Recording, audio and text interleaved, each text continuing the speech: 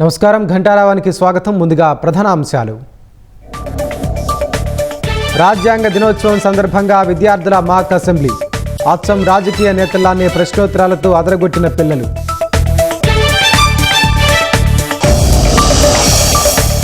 మాక్ అసెంబ్లీకి హాజరైన సీఎం చంద్రబాబు, మంత్రులు. విద్యార్థుల ప్రతిభా పాఠవాలకు ముగ్ధులైన నేతలు.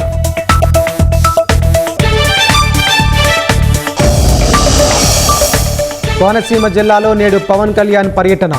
సముద్ర జలాల వల్ల దెబ్బతిన్న కొబ్బరి చెట్ల పరిశీలన.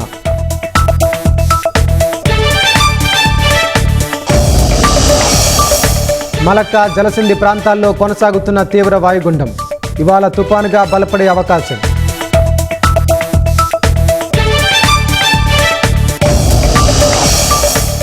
ఉత్తరప్రదేశ్లోని లఖింపూర్ కేరీలో ప్రమాదం. కాలువలో కారు పడి 5 మృతి.